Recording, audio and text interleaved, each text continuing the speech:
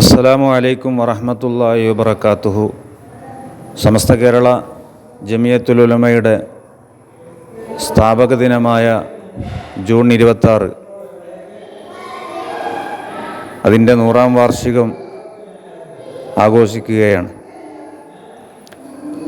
1921 കാലങ്ങൾക്ക് ശേഷം കേരളത്തിൽ ഐക്യസംഘം എന്ന പേരിൽ പുത്തൻ പ്രസ്ഥാനക്കാർ ഒരു സംഘം രൂപീകൃതമാവുകയും തുടർന്ന് ബിദ്അത്തിൻ്റെ ആശയത്തെ കുത്തിവെക്കുകയും ചെയ്തപ്പോൾ അവരെ ആദർശം കൊണ്ടും ആശയം കൊണ്ടും നേരിടുന്നതിന് വേണ്ടി അക്കാലത്തെ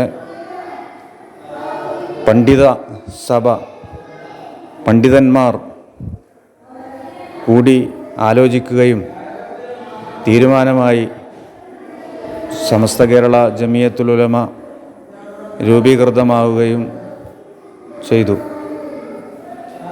അതിൻ്റെ 100 വർഷങ്ങൾക്ക് ശേഷം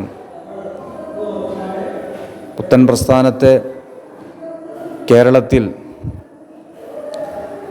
ഇല്ലായ്മ ചെയ്യുന്നതിന് വേണ്ടി കഠിന ശ്രമങ്ങൾ നടത്തുകയും അതിൻ്റെ ഫലമായി പുത്തൻ പ്രസ്ഥാനത്തെ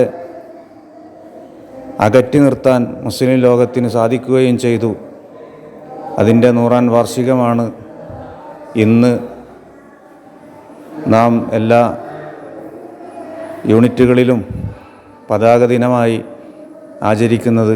അതിൻ്റെ ഭാഗമായി കുട്ടായി മർക്കസ് വിദ്യാർത്ഥികളും അധ്യാപകരും കൂടി ഇങ്ങനെ ഒരു പരിപാടി സംഘടിപ്പിച്ചു. അള്ളാഹു